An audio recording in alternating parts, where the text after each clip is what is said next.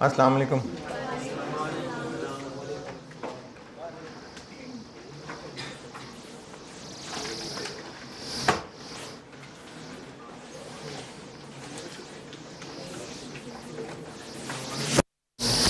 पढ़ लें।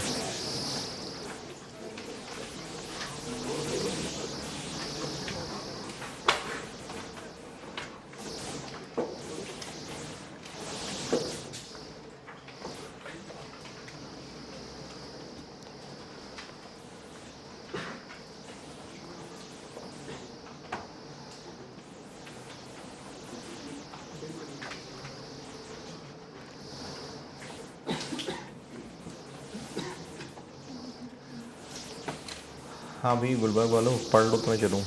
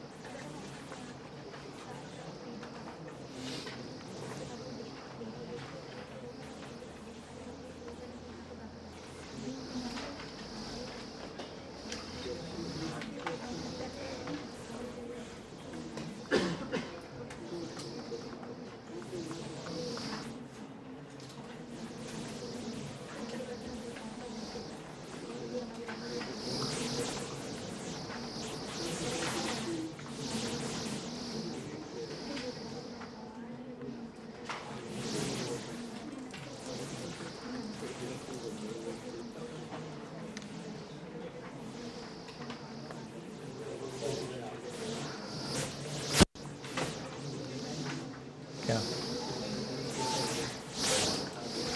हाँ यार गुलबर्ग वालों इंतज़ार कर रहा हूँ मैं।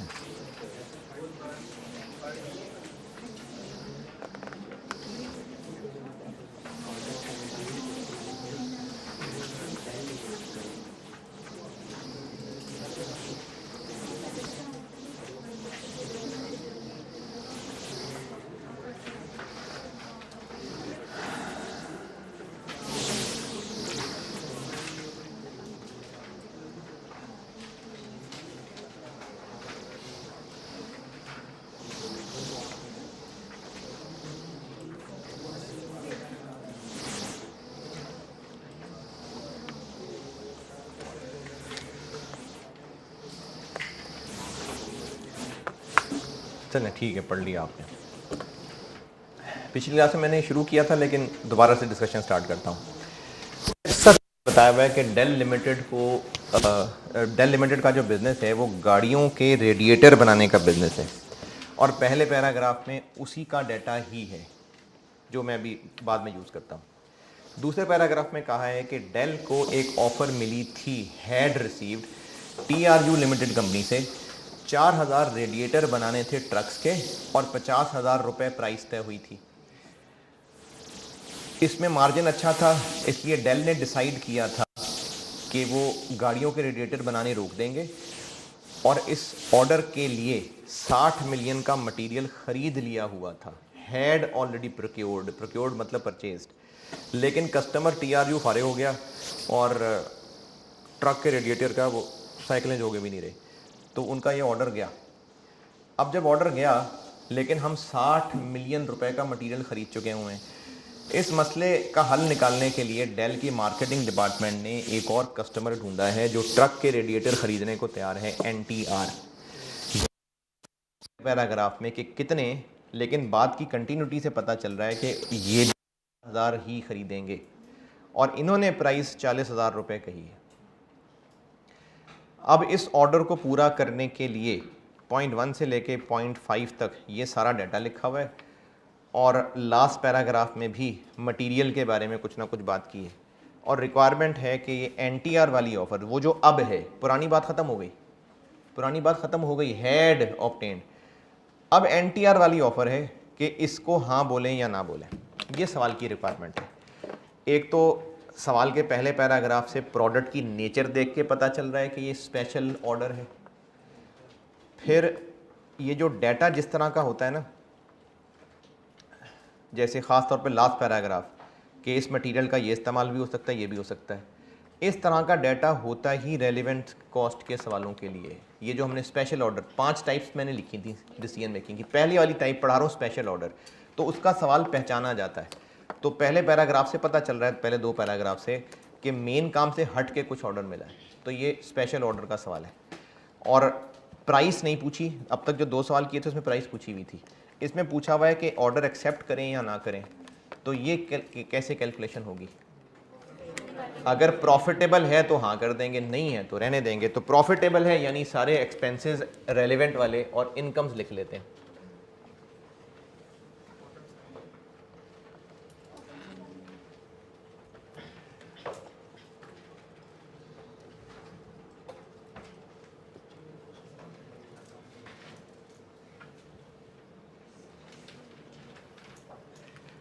एक तो रेलिवेंट इनकम ये है कि हम ये यूनिट्स उसको सेल करेंगे, 4000 बेचेंगे, 40,000 का एक।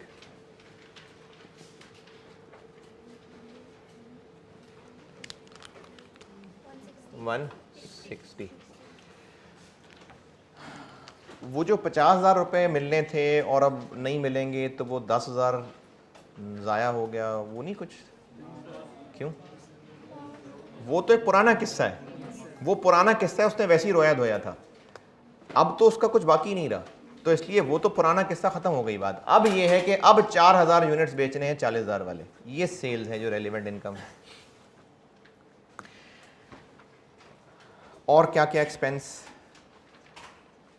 मटेरियल कर लेते हैं कैलकुलेट।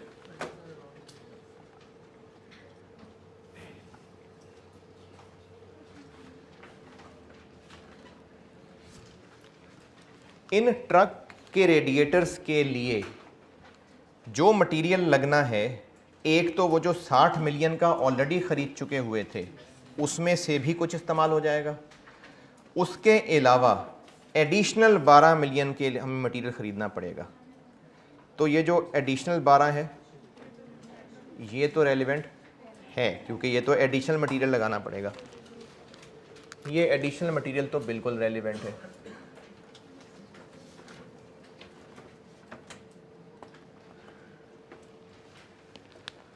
जो बाकी 60 मिलियन का ख़रीद चुके थे अब हम उसको इस्तेमाल कर पाएंगे। क्यों इस्तेमाल कर पाएंगे? वो ट्रक्स के लिए तो है, तो वो 60 मिलियन इस्तेमाल कर पाएंगे। अच्छा, अब वो 60 मिलियन हम ख़रीद चुके हुए हैं, तो 60 मिलियन का नंबर रेलिवेंट, यानी मैं यहाँ 60 मिलियन लिख दूँ कि 12 का और ख़र्चा होगा और 60 का भी, 60 खर्च हो चुका, 60 नहीं है रेलिवेंट, 60 रेलिवेंट नहीं है। लेकिन वो जो पड़ा हुआ मटेरियल उस 60 मिलियन में ख़रीदा है वो करना है यूज़। अच्छा, अभी मैंने पिछली क्लास वो गुलवर्ग में मैंने एक जुमला बोला था, आपको भी बताता हूँ, अगर बात काम की लगे तो चलो इजाफा हो जाएगा नॉलेज में। ये जो रेलिवेंट की पहचान है ना कि ख़र्चा होना था अब नहीं होगा, तो रेलिवेंट इनकम है। एक इनफ्लो होना था, नहीं इस जॉब की वजह से होगा, एक रेलिवेंट एक्सपेंस है। और रेलिवेंट पहचानने के लिए हम देखते हैं कि अगर ये जॉब ना होती तो क्या होता, वो ख़र्चा जो अगर जॉब हो ना हो वो ख़र्चा होना ही होना है, तो इररेलेवेंट है। इसमें जॉब में जो रिसोर्सेज इस्तेमाल होने हैं, रिसोर्सेज या तो वो ऑलरेडी होंगे हमारे पास या हमने अभी लेने होंगे। रिसोर्सेज यानी मटेरियल, लेबर, मशीन। इस जॉब के लिए जो रिसोर्सेज चाहिए या तो वो ऑलरेडी होंगे या नए लेने होंगे। तो जो रिसोर्सेज नए लेने होंगे उनका खर्चा तो है रेलिवेंट, नया मटेरियल ख़रीदना पड़ेगा, रेलिवेंट है। नई लेबर लानी पड़ेगी, रेलिवेंट है। नई मशीन किराए पे लानी पड़ेगी, रेलिवेंट है। मशीन यूज़ होगी, बिजली का बिल आएगा, रेलिवेंट है। तो इस जॉब के लिए जो रिसोर्सेज अभी मज़ीद लेने हैं उनका ख़र्चा तो रेलिवेंट है। लेकिन जो रिसोर्सेज मौजूद हैं, जैसे लेबर का ऑलरेडी अवेलेबल टाइम मौजूद है, मटेरियल फिजिकली पड़ा हुआ है, मशीन ऑलरेडी किराए पे ली हुई है, मशीन ओन्ड हमारे पास मौजूद है। जो रिसोर्सेज मौजूद हैं वो रेलेवेंट हैं कि नहीं हैं, इसका फैसला करते हैं। अगर ये जॉब ना होती तो क्या होता? ऐसे नहीं कि अगर वो अवेलेबल ना होता तो क्या होता। बड़ी मुश्किल सी बात कर दी। जो मटेरियल हमारे पास पड़ा हुआ है, जैसे पिछले क्लास में जो सवाल किया था स्प्रिंग 16, उसमें मटेरियल सी पड़ा हुआ था, मटेरियल सी के किलो पड़े हुए थे और वो हमने फेंकने थे। इसी तरह एक मशीन थी जो किराए पे ली हुई थी, 5,000 रुपये किराया उसका देते थे। नहीं, वो उससे भी पिछले सवाल में, उससे भी पिछले टाइची लिमिटेड वाले सवाल में एक मशीन थी जो किराए पे ले चुके हुए थे, उसका हर महीने 5,000 किराया देते थे। तो एक सवाल ये हो सकता है कि उस 5,000 को हमने रेलिवेंट क्यों नहीं लिया था। तो अगर कोई स्टूडेंट ये कहे कि लेकिन अगर वो मशीन किराए पे ना ली होती फिर तो लेनी पड़नी थी, तो रेलिवेंट है? मटेरियल सी पड़ा हुआ है, मटेरियल सी पड़ा हुआ है, उसको हमने रेलिवेंट लिया था स्प्रिंग 16 में। मटेरियल सी क्या रेलिवेंट लिया था? 10 रुपए जो उसका डिस्पोजल खर्चा होना था। वो मटेरियल खरीद के रखा हुआ हमने ला के, कितने का खरीदा था, इसको रेलिवेंट क्यों नहीं लिया था? क्योंकि पहले खरीद के हम रख चुके हुए हैं, तो अगर ना होता फिर तो लेना पड़ता ना। तो चलो ले लेते हैं। अब नहीं समझ आ रही मैं क्या कहना चाह रहा हूं। जो रिसोर्सेस मौजूद हैं उनको ये नहीं सोचना कि अगर ये रिसोर्स ना होते तो क्या होता, वो तो हैं। उनके लिए ये सोचना है कि अगर जॉब ना होती तो उनका क्या होता। यानी अगर जॉब के साथ जुड़ा हुआ है, इन रिसोर्सेज के साथ नहीं जुड़ा हुआ है। मटेरियल सी ना होता तो चलो ना होता देखा जाता, लेकिन अभी तो है ना। तो जो मटेरियल सी मौजूद है वो है। देखना यह है कि अगर जॉब ना होती तो मटेरियल सी का क्या करते। अगर फेंकने के खर्चा करना होता इस जॉब की वजह से बच जाएगा, इसलिए वो रेलेवेंट इनकम थी। मटेरियल बी पड़ा हुआ है, ना होता तो ऑल बात थी, पड़ा हुआ है। अच्छा पड़ा हुआ है, जॉब के बारे साथ अगर लगाना है कि अगर जॉब ना होती तो इस मटेरियल बी का क्या करते, बेच देते, नहीं बेच सकेंगे। अब वो रेलेवेंट कॉस्ट ली थी हमने। तो ये जो अगर वाली बात है ना, ये उस अवेलेबल रिसोर्स के लिए अगर नहीं है कि ये रिसोर्स ना होता तो क्या होता। रिसोर्स तो है, जॉब के साथ है कि अगर जॉब ना होती तो इस रिसोर्स का क्या करते। वो जो करते वो अब नहीं कर सकेंगे। और परेशान कर दिया यार। ये जो एसेट्स है ना, इन पे मैंने अभी जो आपको रेलिवेंट के नोट्स हैं उनमें से कुछ पोर्शन अभी नहीं पढ़ाया हुआ, तो उन पे करनी है बात। मैंने भी लैंड है, मशीन है, इनका क्या करना है, इस पे बात करनी है। बात यहां से शुरू हुई थी कि इस जॉब पे मटेरियल जो और लेना पड़ेगा वो रेलिवेंट है। जो पड़ा हुआ है वो 60 का खरीदा था, यहां पर 60 लिखूं नहीं, क्योंकि 60 खर्च कर दिया था। अब देखना यह है कि जो मटेरियल पड़ा हुआ है अगर जॉब ना होती तो उसका क्या करते। उसके दो हल थे, इनफैक्ट दो हल नहीं थे। उस मटेरियल के पहले तो मैं दो हिस्से करूंगा। उनमें से कुछ मटेरियल ऐसा होता जो गाड़ियों के रेडिएटर में इस्तेमाल हो सकता था। कितना, उस पर करते हैं बात। अभी ये बात दोबारा सुनिए, लास्ट पैराग्राफ समझा रहा हूं। ये जो 60 मिलियन का मटेरियल खरीद चुके हुए हैं, इसमें से कुछ ऐसा होता, बल्कि कुछ क्या 10, ये जो 60 खरीद चुके हुए हैं इसमें से 10 ऐसा है जो गाड़ियों के रेडिएटर में यूज हो सकता है, और बाकी 50 नहीं हो सकता। तो इसका तो एक ही हल था, इसको बेचने लगे थे। इसके दो हल थे।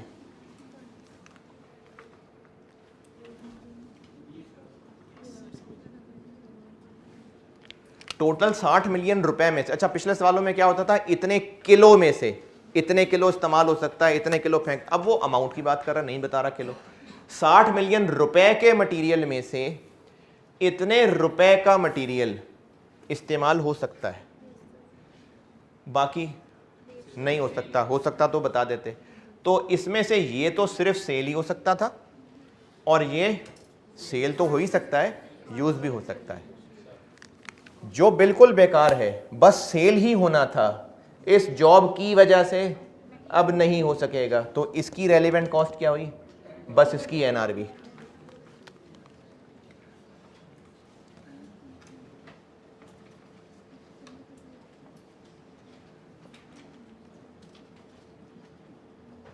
और वो कितनी है?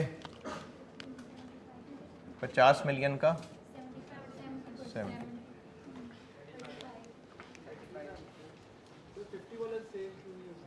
है, 50 वाला ही कह रहा हूँ।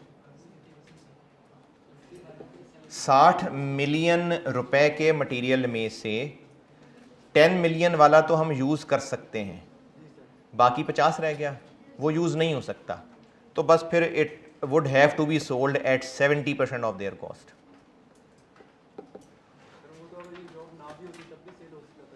हाँ हाँ, ये जॉब नहीं है, हम उसको सेल करने वाले थे, अब इस जॉब पे यूज कर लेंगे तो।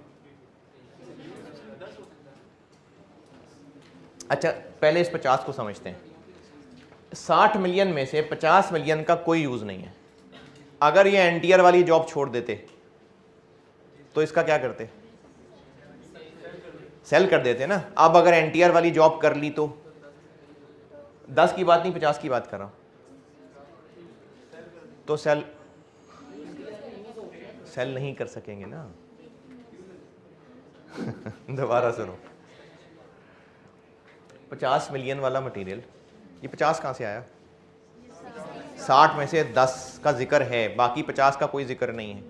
तो इस 50 का जो मटेरियल पड़ा हुआ है, इसका क्या हल सोचते? बेच देते। अगर एनटीआर वाली जॉब ना होती तो इसने बिकना था, अब एनटीआर जॉब करेंगे तो इसको यूज कर लेंगे, तो वो जो बेच देना था वो नहीं बेच सकेंगे, वो उसकी अपॉर्चुनिटी कॉस्ट। कितने का बेच सकते थे? 70%। ये इसकी अपॉर्चुनिटी कॉस्ट आ गई 35।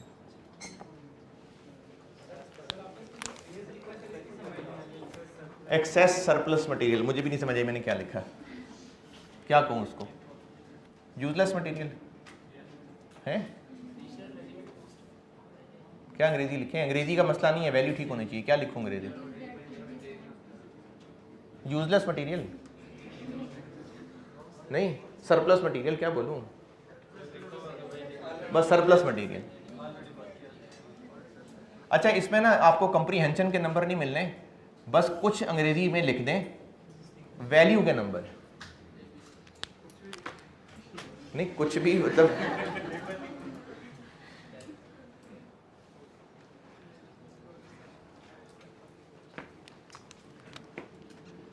ये तो सरप्लस पड़ा हुआ है, दूसरे को मैं कह देता हूं यूजेबल है। क्या कहूं उसको? यूजेबल कह देते हैं। चलें, मसला इस अंग्रेजी का नहीं है, बात यह है कि आप जो फिगर यूज कर रहे हैं वो सही होनी चाहिए। इस 10 मिलियन वाले की बात करते हैं जी। अब ये जो 10 मिलियन रुपए वाला मटेरियल है, अगर एनटीआर वाली जॉब ना भी मिलती तो इसके हमने दो हल सोचे हुए थे, या तो 70% पे बेच देते या फिर गाड़ियों के रेडिएटर में ही यूज कर लेते। तो अगर एक से ज्यादा ऑप्शन हो तो अपॉर्चुनिटी कॉस्ट क्या होती है? जो दोनों में से हायर है। देख लेते हैं दोनों में से क्या हायर है। एक तो ऑप्शन है कि इसको बेच दें 10 मिलियन का 70%, एक ऑप्शन तो ये है। दूसरी है कन्वर्जन या अल्टरनेटिव यूज, ये भी एक ऑप्शन है। इसमें क्या होता कि हम इस 10 मिलियन रुपए के मटेरियल को इसमें थोड़ी सी चेंजेस करते और फिर ये गाड़ियों के रेडिएटर में इस्तेमाल होने वाली चीज़ बन जाती। तो वो जो कहा था कि किसी और मटेरियल में कन्वर्ट हो सकता है, इसमें क्या चीज़ बेनिफिट होती है? उस किसी और मटेरियल के ख़रीदने का ख़र्चा बचेगा माइनस जो कन्वर्जन पे ख़र्चा आएगा। तो मैं तो चलो बता ही दूंगा, पहले आप लोग ट्राई करिए, आखिरी पैराग्राफ पढ़ें और पहला पैराग्राफ भी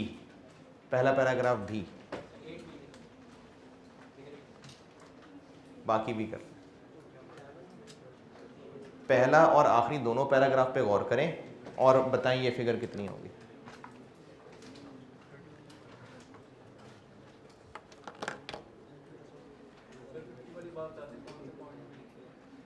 फिफ्टी वाली बात, अच्छा पहले इस 10 वाली बात को तो ढूंढो ना, फिर मैं 50 भी बता देता हूँ।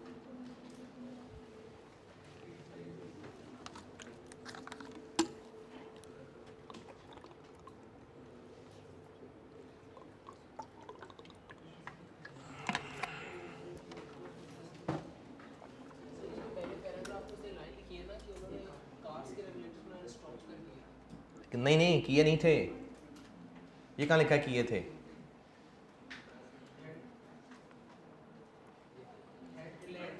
प्लैंड, जब ट्रकों के रेडिएटर बनाने लगेंगे तो गाड़ियों के रेडिएटर रोक देंगे।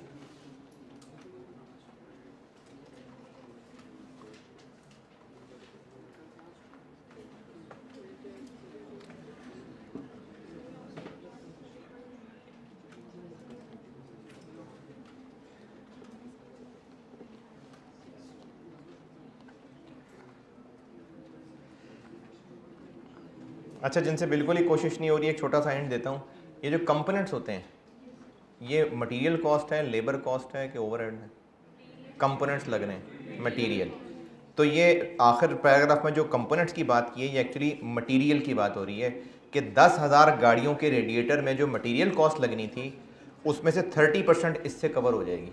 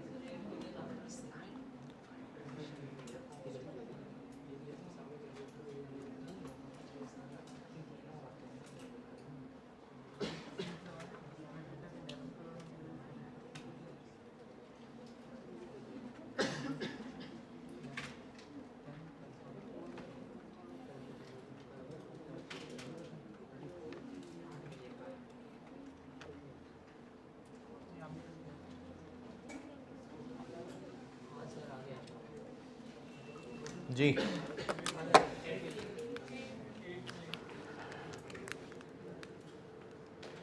इस 10 मिलियन के खरीदे हुए मटेरियल से हम क्या कर सकते थे?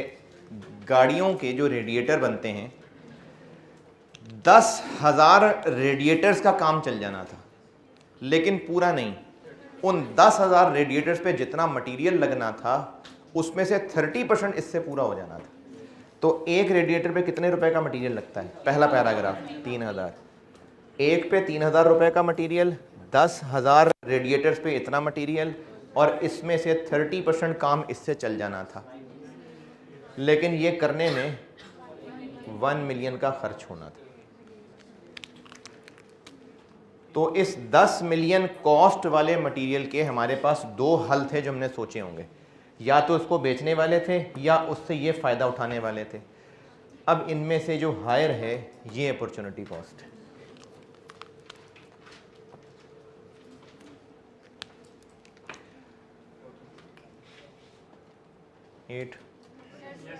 अच्छा, अब बात के 50 कैसे पता चला?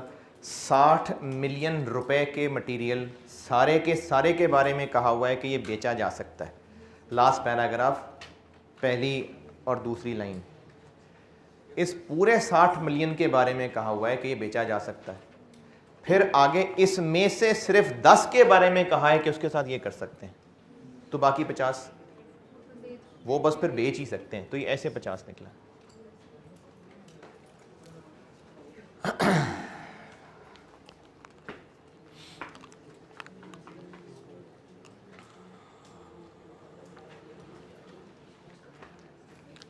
मटेरियल कॉस्ट बन गई 55।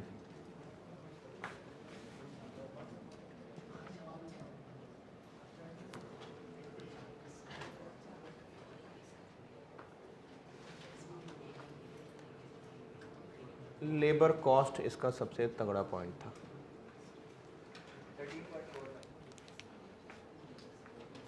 अच्छा, ये जो अभी इस पिछली क्लास में वो स्प्रिंग 16 किया है, ये समझ आ गया? अगर ये समझ आ गया तो आपके इस चैप्टर के कॉन्सेप्ट्स अच्छे बन गए। ये सवाल इटसेल्फ बहुत मुश्किल था। ये सवाल ये रेलिवेंट कॉस्टिंग के मुश्किल तरीन सवालों में से एक है। तो अगर ये भी आपसे हो जाता है अच्छे तरीके से तो ज़बरदस्त है, लेकिन अगर मुश्किल आ रही है तो हाँ, ये एक मुश्किल सवाल था। ये इनफैक्ट ये अटैम्प्ट बहुत मुश्किल थी। ऑटम 17 बहुत मुश्किल अटैम्प्ट थी जी।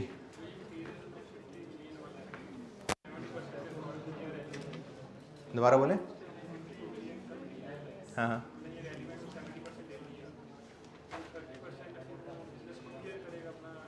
नहीं नहीं नहीं नहीं, यहाँ पर ना बात ये हो रही है कि इस पड़े हुए मटेरियल से हम क्या इनफ्लो ले सकते थे, इतने का बेच सकते थे। ये जॉब ना होती तो ये इनफ्लो होने वाला था। Profit on disposal, loss on disposal नहीं, इतने पैसे मिलने वाले थे। 35 का बेचते तो इतने मिलने वाले थे। अब ये ज़्यादा हैं कम हैं जितने भी हैं, इस जॉब के ना होने की वजह से हमें ये 35 मिलने वाला था, इस जॉब की वजह से अब नहीं मिलेगा। ये एक रेलिवेंट कॉस्ट है।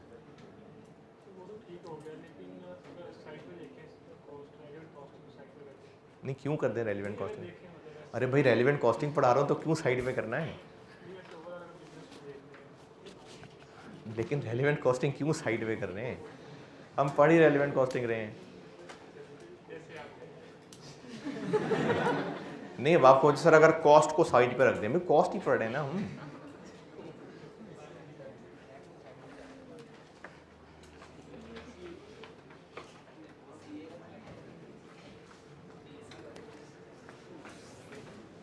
चलो खैर, बोलो, बोलना क्या है? बोल क्या रहे थे, बोलो तो सही। अगर आप फाइनेंशियल अकाउंटिंग की बात करें तो ये एनआरवी राइट डाउन 50 का खरीदा हुआ 35 की एनआरवी, तो एनआरवी राइट डाउन लॉस है। लीगल एक्शन किस पे? वो टीआरयू के खिलाफ, टीआरयू के खिलाफ लीगल।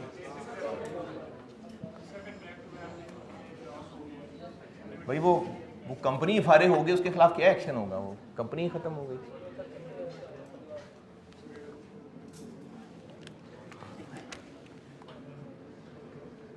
लेबर,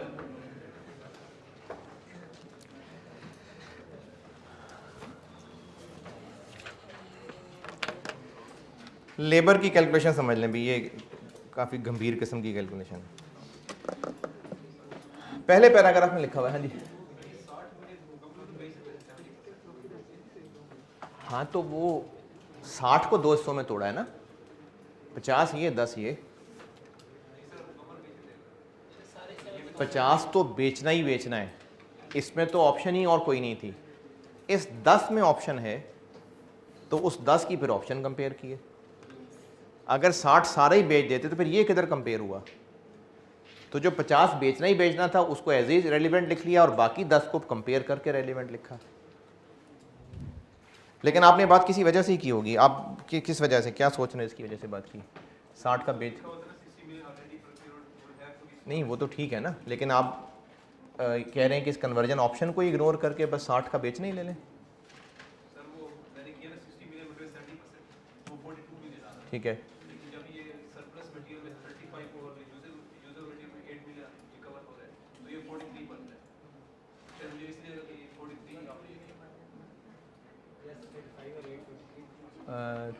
तो हाँ, तो उसमें वो बात भी कवर होगी ना, हमें जो ज़्यादा नुकसान हो रहा है अपॉर्चुनिटी कॉस्ट वही है ना। लेबर के कितने आवर्स चाहिए भाई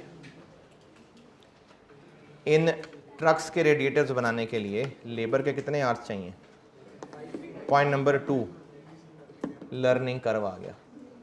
अब वो लर्निंग थ्योरी लगानी पड़ेगी।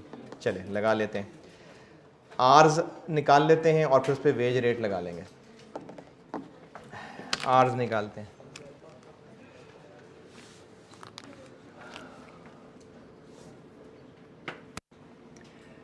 कितने आवर्स लगने हैं पहले के लिए, और लर्निंग कब स्टॉप होनी है? 1000 पे। तो एक बार x रख लेते हैं 1000,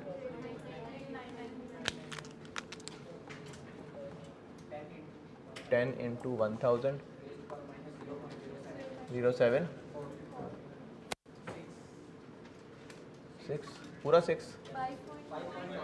अच्छा, इसमें ना ये बहुत थोड़ा सा फ़र्क है, इसलिए डेसिमल में जाएं ज़रूर। 5.998।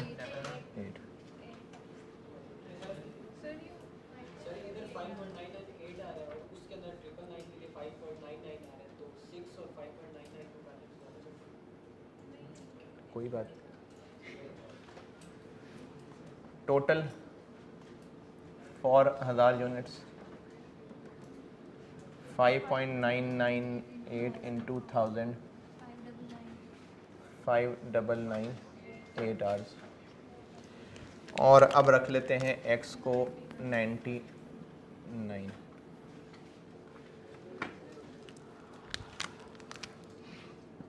10 इंटू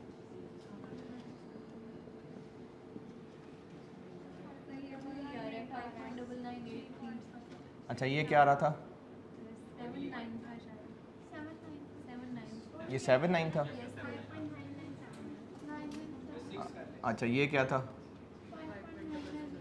ये भी 5.998 है। चलें फिर एक और बढ़ाते हैं, ये 79 कर लें, ये कितना हो गया? 5997.9। इधर क्या आ रहा है? 5.998384। अच्छा ये तो चलो मैंने कह दिया कि डेसिमल बढ़ा लें, अगर किसी ने नहीं बढ़ाए होते तो भी कोई मसला नहीं है, दोनों किसी ने 6 कर लिए होते तो भी कोई मसला नहीं है। जब डिफरेंस लेते तो वो 6 ही आ जाता।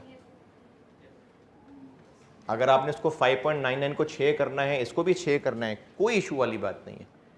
डिफरेंस फिर भी इनका आना था, क्योंकि ये 999 है वो 1000 है, डिफरेंस आना था, तो इसलिए राउंडिंग ऑफ कोई बड़ा इशू नहीं होता। टोटल फॉर 999 यूनिट्स 59984 इंटू 999,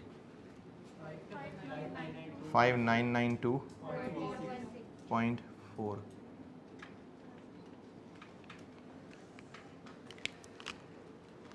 इन दोनों का डिफरेंस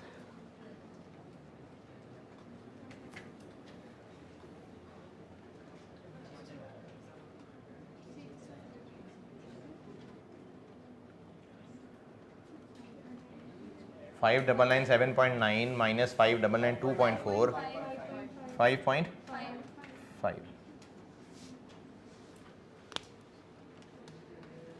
तो टोटल आवर्स बन गए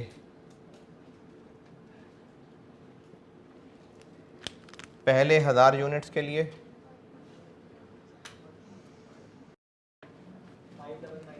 5997.9, और नेक्स्ट 3000 के लिए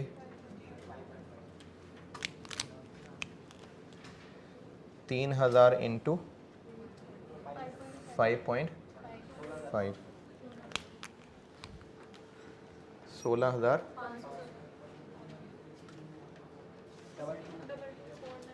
डबल 2 497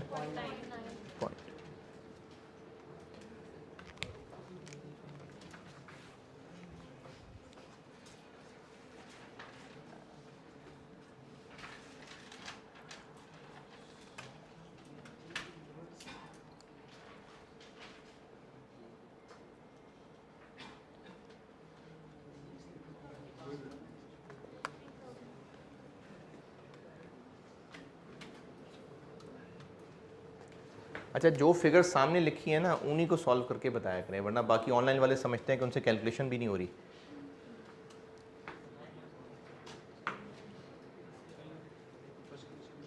हैं। किधर? नेक्स्ट, ये फिगर जो सामने लिखी है इन्हीं का आंसर है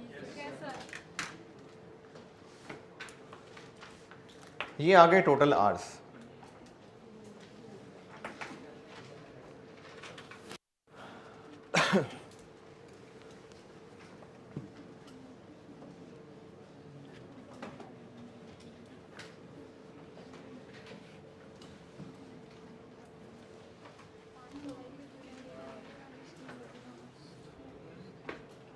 इन 4000 रेडिएटर्स को बनाने के लिए टोटल आवर्स इतने चाहिए, तो पर आवर क्या लेंगे? पर आवर क्या लेना है? देखना पड़ेगा कि ये लेबर का कौन सा वाला केस है।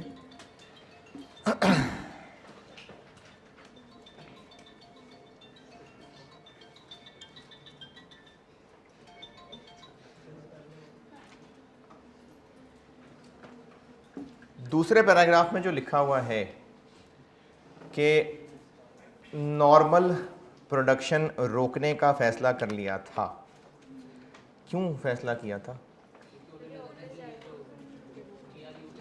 नहीं तो वो भी बना लेते, ये भी बना लेते। कैपेसिटी नहीं थी। किस चीज़ की कैपेसिटी नहीं थी? मशीन आवर्स नहीं थे, मटेरियल नहीं मिल रहा था, लेबर नहीं था। कैसे पता लेबर नहीं था? ये बात फिर सुनिए, दूसरे पैराग्राफ की तीसरी लाइन में लिखा हुआ है कि ट्रक के रेडिएटर्स बनाने के लिए इन्होंने फैसला कर लिया था कि नॉर्मल काम रोक देंगे। नॉर्मल काम क्यों रोक देंगे? आप कौन सी क्लास में? अच्छा ठीक। नॉर्मल काम क्यों रोक देंगे? साथ साथ गाड़ियों के रेडिएटर भी बना लेते और नहीं होगा, कैपेसिटी नहीं होगी। अब कैपेसिटी का कहाँ मसला था? पहले पैराग्राफ के डाटा से लग रहा है कि लेबर का मसला था, क्योंकि डाटा ही लेबर का है कि 500 हाईली स्किल्ड लेबर ये लोग थे कंपनी के पास। Manufacturing process is carried out by 500 highly skilled labours, उनके आवर्स, उनका रेट, ये सब बताया हुआ है। तो मसला किसका था फिर? लेबर का। अब ये लेबर का कौन सा केस आ गया कि लेबर की शॉर्टेज है और उनसे यही काम कराने के लिए कोई पुराना काम बंद करवाना पड़ता है। तो ये वो कंट्रीब्यूशन लॉस्ट वाला पॉइंट आ गया। ये कैसे पता चल रहा है? दूसरे पैराग्राफ की तीसरी लाइन से पता चल रहा है कि काम रुकवाना था, और ये काम रुकवाना था तो ये लेबर में ही होता है। और पहले पैराग्राफ में लेबर का डाटा है, तो इन दोनों निशानियों से पता चल रहा है कि ये जो लेबर यहाँ इस्तेमाल होनी है ये वही हाईली स्किल्ड लोग हैं, ये वही हाईली स्किल्ड लोग हैं जो गाड़ियों के रेडिएटर बनाते थे। 500 लोग हैं, इन्हीं से फिर हम ट्रक के रेडिएटर बनवा लेंगे। तो इनके लिए वेज रेट कौन सा लगेगा? फिर इनकी रेलिवेंट कॉस्ट क्या होगी? Contribution per hour plus cost of this labour. ये बात एग्री होती है तो फिर आगे बढ़ते हैं। अगर पहले पैराग्राफ में उन्होंने जो जिक्र किया ना, वो 500 हाईली स्किल्ड लेबर हैं जो हर महीने इतना काम कर रहे हैं, इतना उनका वेज रेट है। फिर उसके बाद दूसरे पैराग्राफ में कहा हुआ है कि हम ट्रक के रेडिएटर्स बनाने के लिए ये प्लान कर चुके थे कि गाड़ियों के रेडिएटर बनाने रोक देंगे। तो मेरा सवाल ये था कि क्यों रोक देंगे? तो लेबर का ही मसला होगा ना, और उसी लेबर से हम जब ये गाड़ियों के रेडिएटर बनाना छुड़वा के ट्रक के रेडिएटर बनवाएंगे तो ये वो वाला केस बन गया जिसमें पुराना काम छोड़ना पड़ता है। तो उसका जवाब था कंट्रीब्यूशन पर are plus cost of this labour. जी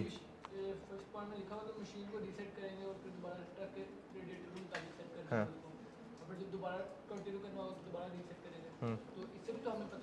हाँ, इससे भी पता लग सकता है, लेकिन हमने, हाँ बिल्कुल इससे भी पता लग सकता है, लेकिन जो हमने अब उसका कंट्रीब्यूशन लेना है, काम रोकना पड़ेगा ना, इतना तो पता चल रहा है ना काम रोकना पड़ेगा, तो उसका कंट्रीब्यूशन भी तो लेना पड़ेगा।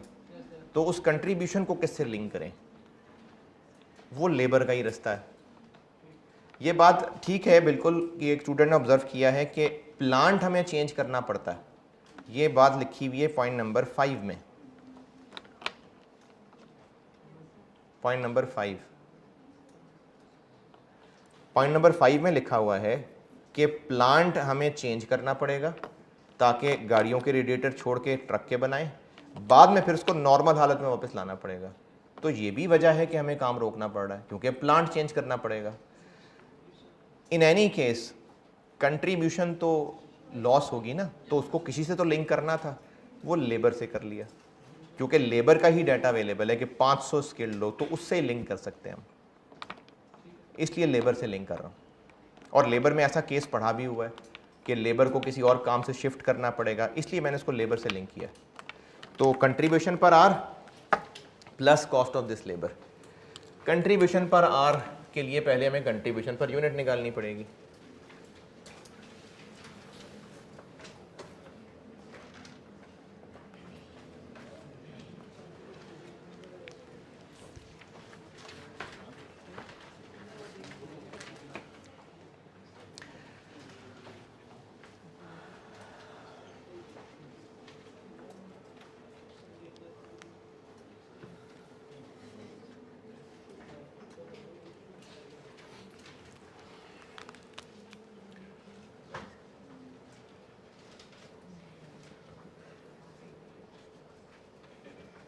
इसकी एक बात बतानी है, मैंने ये याददाश्त के लिखा है यहाँ पर, इसके लिए कुछ बताना है मैंने। ये सवाल कर लूँ पूरा, भी सवाल में उतरे में।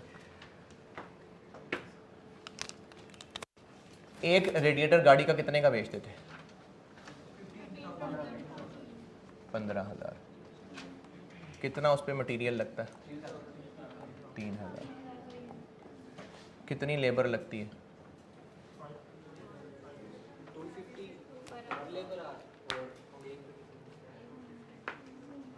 250 लगती है। 500 तो पर आर है, यहाँ तो पर यूनिट लिखना है। तो 500 पर आर को पर यूनिट कैसे बनाऊं? एक यूनिट में कितने आर लगते हैं, कहाँ बताएं मैं?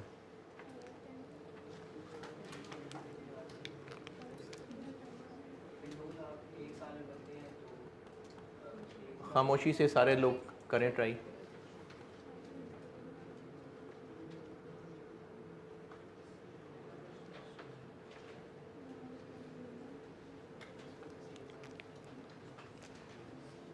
$250 पर आर है, उसको पर यूनिट बनाने के लिए आर्स पर यूनिट चाहिए। तो पहले पैराग्राफ में देखें कहीं कहानी अगर है तो। जी बिल्कुल,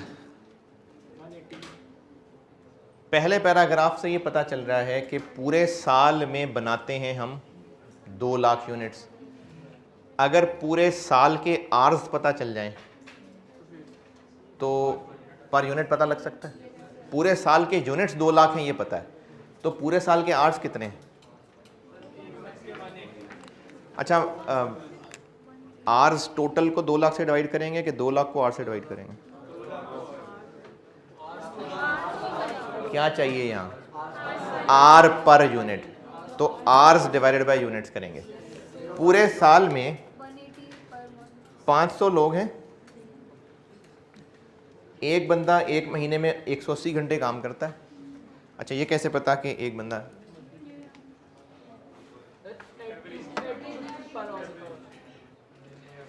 वन 180 आवर्स पर मंथ। ये एक बंदे का काम है कि 500 लोगों के मिला के टोटल है? कैसे पता? नहीं, एवरेज तो इसलिए भी लिखा हो सकता है क्योंकि पर मंथ है।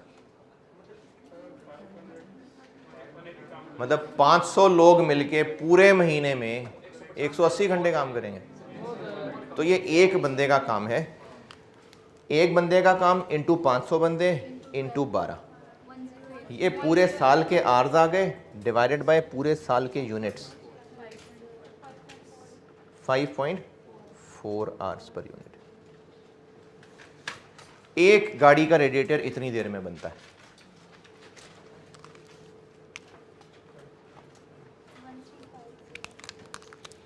वन 1350। वेरिएबल ओवरहेड्स,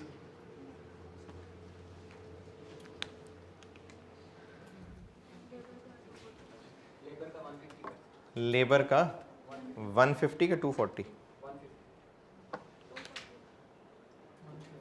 150 का 240। अभी क्या कैलकुलेट कर रहा हूँ मैं, अभी कार की बात हो रही है, तो उसमें तो 150 है। तो अगर लेबर 250 है तो वेरिएबल कितना हुआ? 375।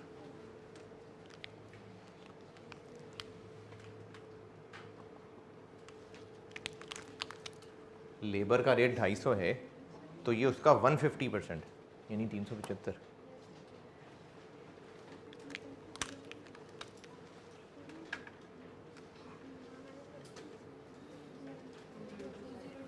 टू जीरो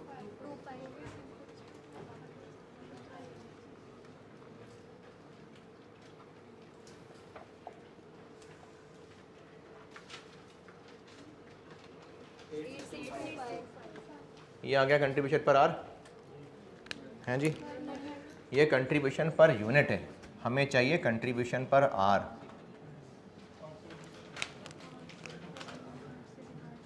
क्या करूं?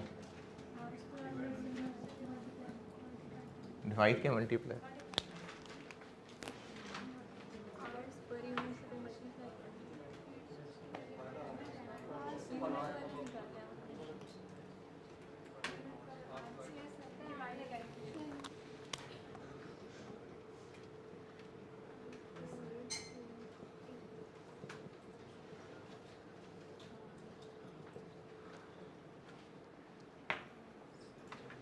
मल्टीप्लाई कर दिया तो ये बन जाएगा rupees hours divided by unit square.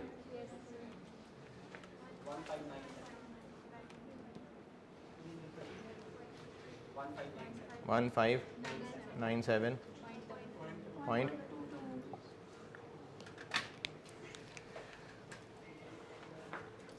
अच्छा, वैसे इतना गहरा अगर ना भी सोचें, एक यूनिट पे इतना कंट्रीब्यूशन है, पर आर कितना होगा? आर से डिवाइड कर दें। कंट्रीब्यूशन पर are plus cost of this labour.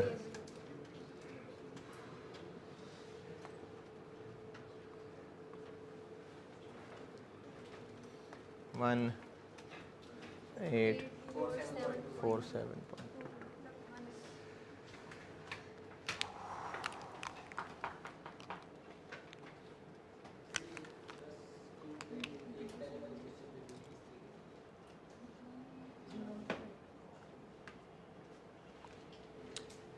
क्योंकि लेबर कॉस्ट पहले भी लगती थी, अब भी लगती है, तो रेलिवेंट नहीं है, तो हमने एक इररेलेवेंट चीज़ माइनस की हुई है, इसलिए ऐड बैक।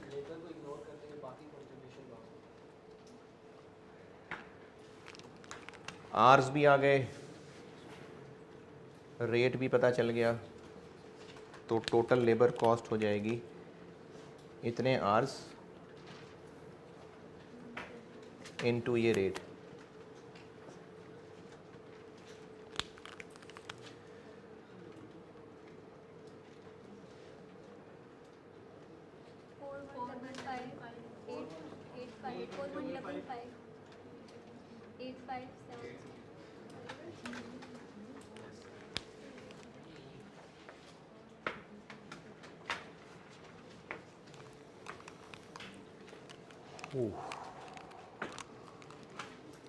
ये labour cost.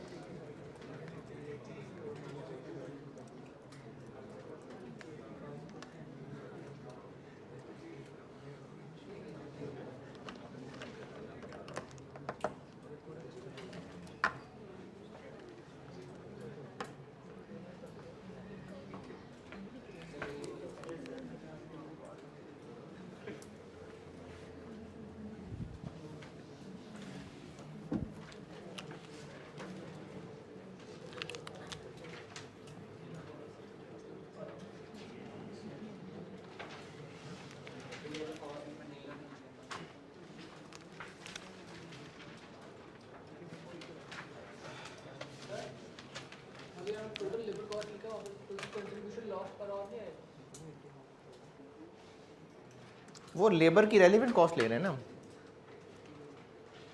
Contribution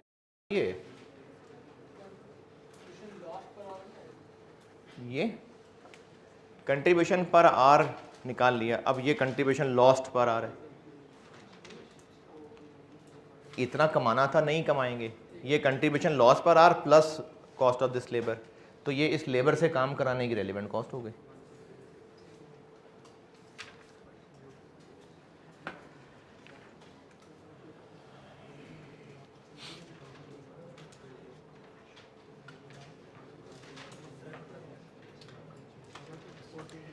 variable overheads, variable overheads पहले तो होते थे 150%, अब 240% होंगे। किसका 240%?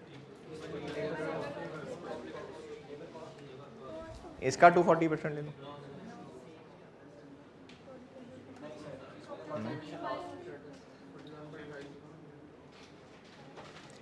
ये किसका 150% लिया था? वेज रेट का।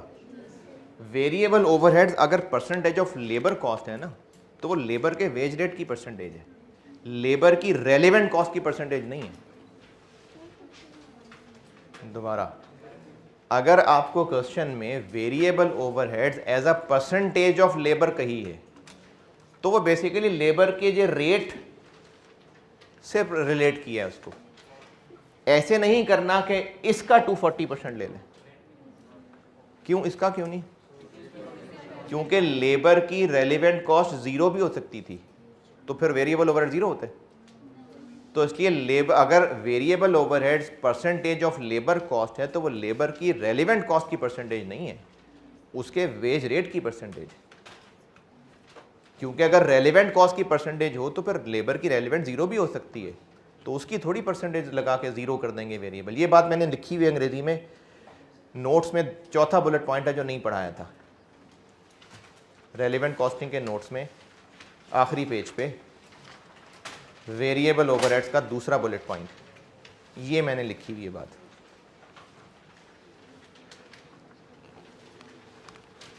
तो 250 का 240%, ये वेरिएबल का अब रेट होगा, इनटू कितने आर्स, यही वाले लेबर वाले,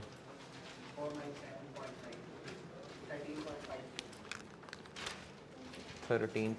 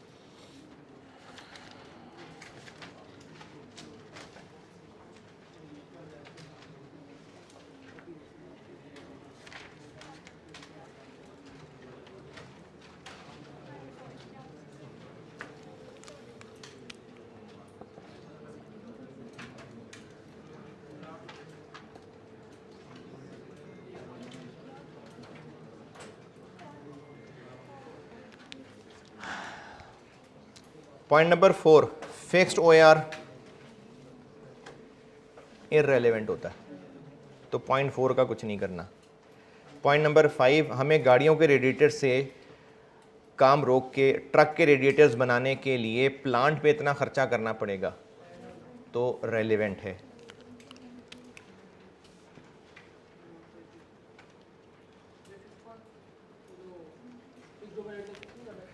फिक्स्ड OAR, फिक्स्ड OAR 400 है। देखें, OAR जब निकाला जाता है ना, तो वो बजटेड ओवरहेड से निकलता है। अब बजटेड ओवरहेड्स तो उतने ही रहने हैं, तो इसलिए उसका हिस्सा तो रेलिवेंट ही नहीं है। हाँ, अगर कुछ एडिशनल फिक्स्ड कॉस्ट हो तो ज़रूर लेते। 45 पॉइंट प्रॉफिट है, तो कंक्लूजन ये हुआ कि चूंकि ये ऑफ़र प्रॉफिटेबल है, इसलिए बिल्कुल एक्सेप्ट कर लेना चाहिए। ये था जी सिर्फ 12 नंबर का सवाल। हाँ जी, वो कब हो गया कि ले तो लिया उसको, एज अ कॉस्ट ले तो लिया।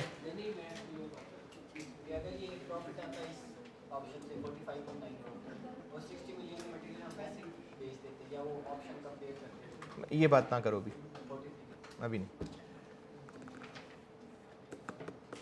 ये ऑप्शन कंपैरिजन वाली बात नहीं हुई। ऑप्शन कंपैरिजन अभी नहीं करो ना, ये जो बात आप पूछना चाह रहे हैं वो है, जो बात आप पूछना चाह रहे हैं वो मैंने अभी क्लास को इंट्रोडक्शन नहीं दिया उसका, मैंने वो भी एक तरीका बताना है कि ऑप्शन कंपैरिजन करें तो कैसे करते, तो इसलिए अभी नहीं।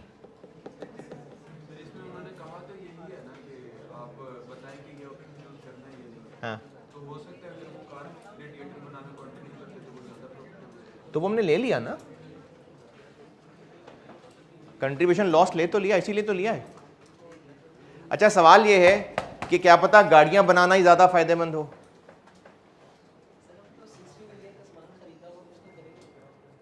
नहीं 60 की बात नहीं हो रही, अगर गाड़ियों के रेडिएटर बनाते रहें काम ना रोकें तो क्या पता गाड़ियों के रेडिएटर बनाने में ज़्यादा फायदा हो, तो वो हमने कर तो लिया, एज अ कॉस्ट ले तो लिया उसको, हमने गाड़ियों के कंट्रीब्यूशन का जो नुकसान है वो एज अ कॉस्ट ले लिया, फिर भी ये ऑप्शन प्रॉफिटेबल है, तो तभी है ना जब गाड़ियों से भी ज़्यादा बेहतर है।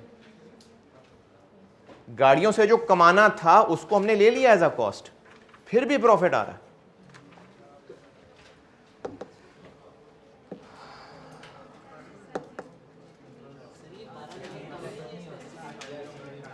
बारह नंबर कम है, ज़ाया होंगे तो 12 ही ज़ाया होंगे। क्वेश्चन मुश्किल था, बिल्कुल मुश्किल था, बिल्कुल आ सकता, इसीलिए मैं पास्ट पेपर्स को बिल्कुल नहीं छोड़ता, बिल्कुल आ सकता।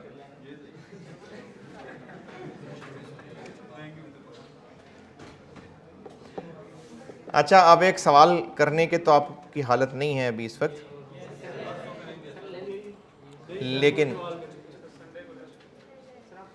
लेकिन एक सवाल मैंने देना है होमवर्क, और वो जो होमवर्क देना है वो डिस्कशन के बगैर पॉसिबल ही नहीं है, तो उसकी मुझे फिर डिस्कशन पहले करनी पड़ेगी, उसको गाइड करना पड़ेगा।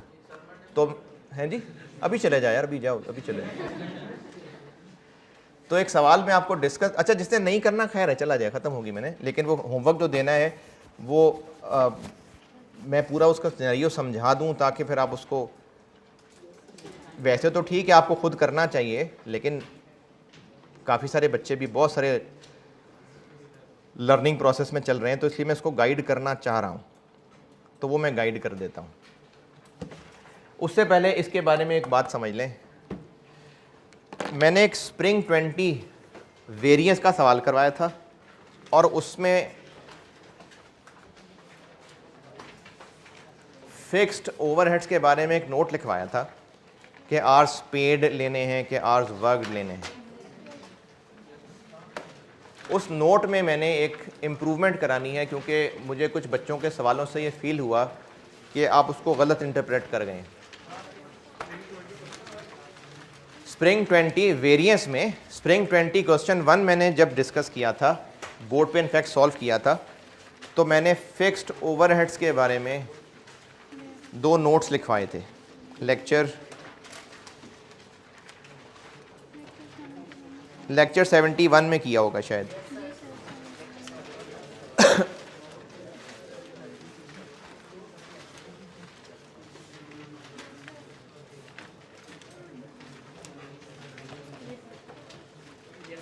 ऑनलाइन स्टूडेंट्स के कुछ मैसेजेस से मुझे ये फील हुआ कि शायद वो गलत इंटरप्रेट कर गए, तो इसलिए मैं उसको दोबारा लिखवा रहा हूँ।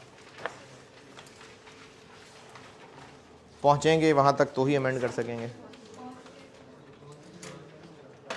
लेक्चर 71 के एंड पे मैंने ये 2 पॉइंट कहे थे लिखने में। एक बात ये लिखवाई थी कि वेरिएबल ओवरहेड्स के वेरिएंसेस में लेबर आवर्स वर्कड इस्तेमाल होंगे, और फिक्स्ड के लिए कहा था हाँ। बस यहीं पर एक मिस इंटरप्रिटेशन है, जो मैं एक कॉन्टेक्स्ट में बात कर रहा था, लेकिन मुझे अंदाज़ा हुआ कि शायद आप उस कॉन्टेक्स्ट को नहीं पिक कर सके, इसलिए मैं वर्डिंग बेहतर कर देता हूँ। वेरिएबल ओवरहेड्स भी और फिक्स्ड ओवरहेड्स के वेरिएंस भी, दोनों में आर्स वर्ड इस्तेमाल होने हैं। वेरिएबल ओवरहेड्स भी और फिक्स्ड ओवरहेड्स भी, दोनों के वेरिएंसेस में आर्स वर्कड ही इस्तेमाल होने हैं।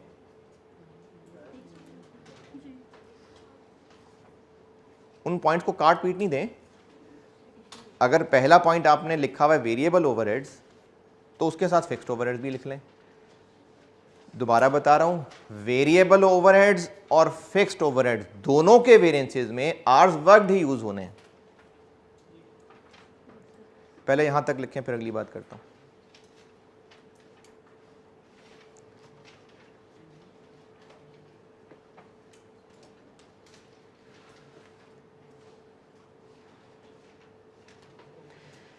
लेकिन अगर स्टैंडर्ड कार्ड में आइडल टाइम भी है, तो फिर वो फिक्स वाला पॉइंट लिखवाया था। रिपीट कर रहा हूं, अगर आइडल टाइम स्टैंडर्ड कार्ड का हिस्सा नहीं है, तो फिर वेरिएबल ओवरहेड्स, फिक्स्ड ओवरहेड्स, इन सब के वेरिएंसेस में आर्स वर्क डाले हैं। लेकिन अगर स्टैंडर्ड कार्ड का हिस्सा है आइडल टाइम, तो फिर वेरिएबल के लिए तो वर्कड ही यूज होने हैं, लेकिन फिक्स्ड के लिए फिर वो बात लिखवाई थी कि मैनेजमेंट की मर्जी, चाहे तो पेड कर ले चाहे वर्क कर ले, आप सवाल में बाय डिफॉल्ट पेड ले लेना। वो तब की बात है। तब की कब की? अगर स्टैंडर्ड कार्ड में आइडल टाइम शामिल है तो फिर वो वाला नोट था।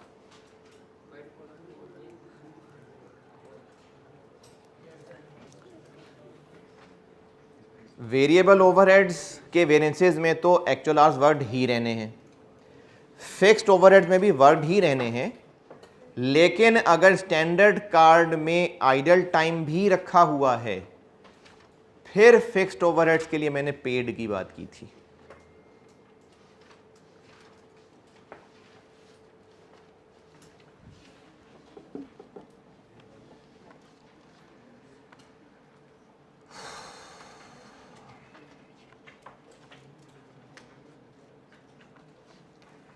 अच्छा, अब एक सवाल होमवर्क है रेलिवेंट कॉस्टिंग का।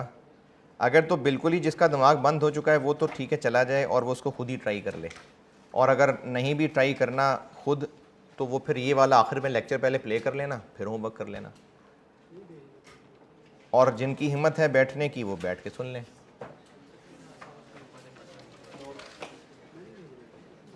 हाँ जी, ये मुझे ग्रुप में सॉल्यूशन भेजना पड़ेगा क्योंकि वो कॉपी लेट हो गई थी। अभी जो है उनको तो दे दो ना, ये गार्डन टाउन कैंपस वाले ये कॉपी ले लें और बाकी मैं आपके ग्रुप में भेज देता हूँ। कौन सा? हाँ, वो डिस्कस ही नहीं हुआ, अलग से पूछ लो।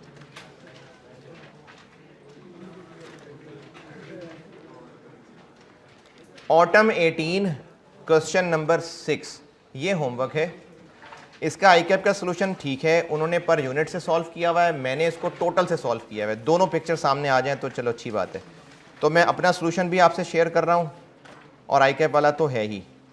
ऑटम 18 क्वेश्चन नंबर 6 अगर पढ़ लेते हैं अभी अच्छी बात है, मैं डिस्कस कर लेता हूँ, गाइड कर देता हूँ। अगर किसी के बस होगी है जाना है तो ठीक है चले जाएं, वो ये वाला लेक्चर एंड से प्ले करके फिर सुन लेना इस डिस्कशन को। ऑटम 18 क्वेश्चन 6 एक बार पढ़ लें तो ही मैं डिस्कस कर पाऊंगा। है ये होमवर्क? मंडे को मैं एक और इसका अच्छा सवाल कराऊंगा रेलिवेंट कॉस्टिंग, और बस फिर ये बहुत है।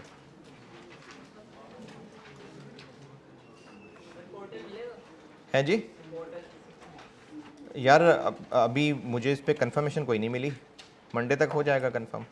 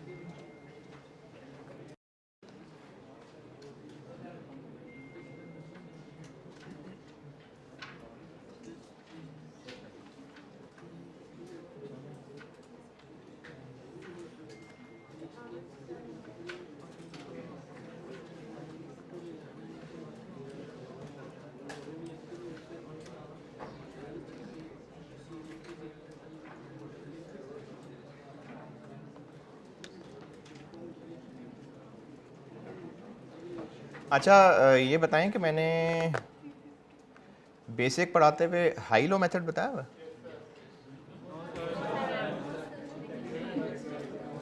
पक्की बात है?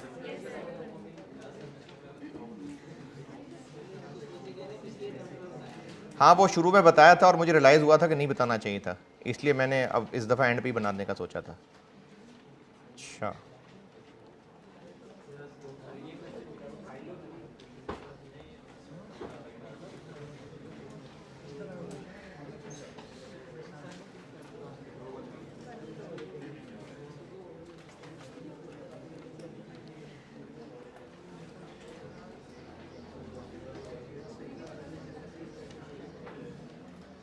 अच्छा, मैंने ना आपको हाई लो मेथड चूंकि नहीं बताया हुआ, तो वेरिएबल OAR 220 रुपये पर आर है। ये सवाल लिख लें आप, वेरिएबल OAR 220 रुपये पर आर है। इस सवाल में जब हाई लो मेथड सिखा दूंगा तो वो आप खुद ही निकाल पाएंगे। ये जो पॉइंट नंबर 4 है ना, ये हाई लो मेथड के लिए, सवाल में जो पॉइंट 4 है ये हाई लो मेथड के लिए, वो आपको सिखाया नहीं है अभी। तो इस पॉइंट 4 का आंसर है 220 रुपये पर आर। वेरिएबल OAR 220 पर आर है, बस आपने वो 220 यूज करना है।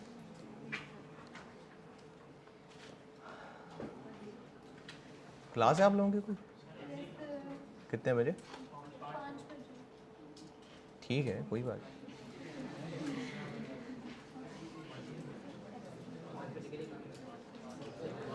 हाँ जी, अगर पढ़ लिया तो मैं कुछ बताऊं। एक कहानी बस इसकी बता दूं, क्योंकि वो इंटरप्रेट ना कर पाएं तो फिर ये सवाल ही बेकार हो जाता है, इसलिए बता रहा हूं। एक यूनिट B1 एक्स्ट्रा का, एक यूनिट B1 एक्स्ट्रा का बनाने के लिए लेबर के 1.5 आवर्स लगेंगे। एक B1 एक्स्ट्रा बनाने के लिए 1.5 घंटे लेबर के लगेंगे और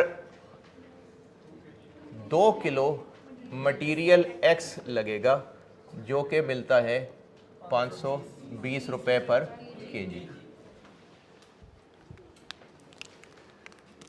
या फिर इसकी जगह एक और रास्ता भी है, मटेरियल Y लगा लें, लेकिन वो 2 केजी नहीं, वो 2.5 केजी बनेगा। इनपुट या तो ये है या ये इतने का खरीदते हैं, जबकि मटेरियल Y हम खुद बनाते हैं। जिस प्रोसेस से मटेरियल Y का 1 केजी बनता है, 1 केजी, उसमें आधा घंटा लेबर का लगता है और 300 रुपए का कोई मटेरियल लगता है। Y का 1 किलो बनाने के लिए ये है, जबकि Y के 2.5 किलो बनने हैं तो इधर आने हैं। ये Y के 1 किलो का, और अगर 2.5 किलो बनते हैं तो इधर आएगा। या फिर इसकी जगह X के 2 किलो खरीद के यहां ला सकते हैं। कौन सा बेहतर होगा?